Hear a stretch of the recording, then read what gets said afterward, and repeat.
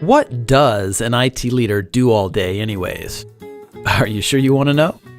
Okay. Meet Bob. Bob is a CTO in Chicago.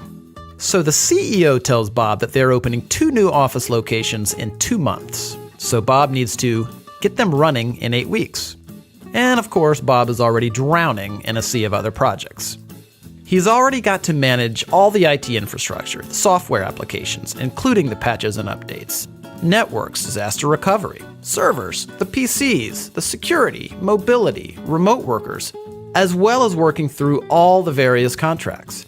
Now he's got to duplicate all this around 2 new locations. Fast. Oh yeah, the boss says he wants Bob to start looking at cloud solutions because he read something interesting about cloud on LinkedIn. Bob finds out his current vendor doesn't provide service in one of the new locations.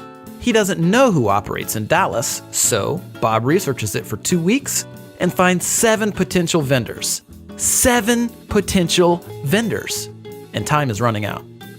Of course, he already knows the carrier sales reps will make promises they can't keep because they have targets to meet. I mean, they're salespeople, right? One sales rep tells Bob that his company can have them up and running in a week if he signs the contract that day. And another tells him 2 months, and then everything in between. Who does Bob believe? And the pricing? All over the place for really no apparent reason. Now it's already 5 weeks later, and only 2 of the vendors he's talked to have a solution remotely close to what he needs. And now what about cloud? The process starts all over again. And Bob is no cloud expert, so he's flying completely blind here. Who should he believe?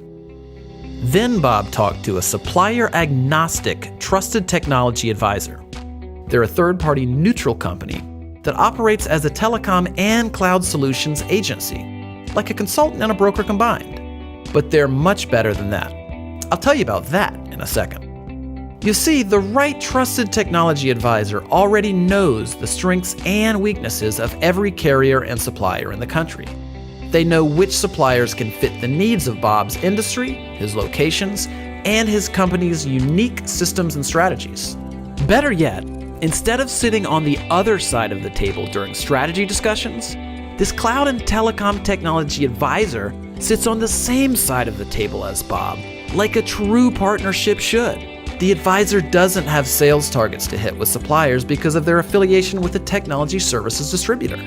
They can choose from dozens or even hundreds of suppliers with no obligation or incentive to choose one, meaning Bob gets the best solution for his company, not for the salespersons. In short, the advisor cares less about selling Bob something and more about helping Bob find the right solution. When there's a problem, Bob calls his new vendor-neutral technology partner, not a customer service representative. Escalations get prioritized for Bob. Since the technology advisor is a business, not a job-hopping sales rep, they're investing in Bob and his company for decades. And Bob literally has one phone to call when problems arise.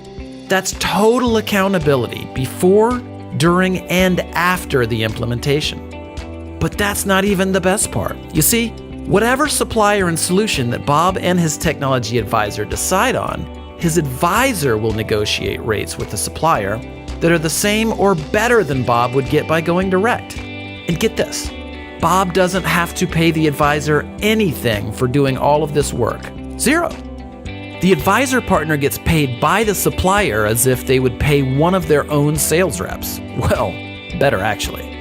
So Bob gets all of the service, strategy, accountability, trust, and optimal solutions at 0 cost.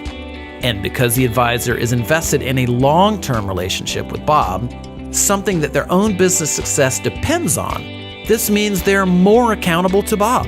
So everybody wins, including the supplier who gets more business without having to manage salespeople. It's how business is evolving in IT and telecom. So do you want to get all of these benefits of working with a no-cost cloud and telecom technology advisor? Call us today and let's get started.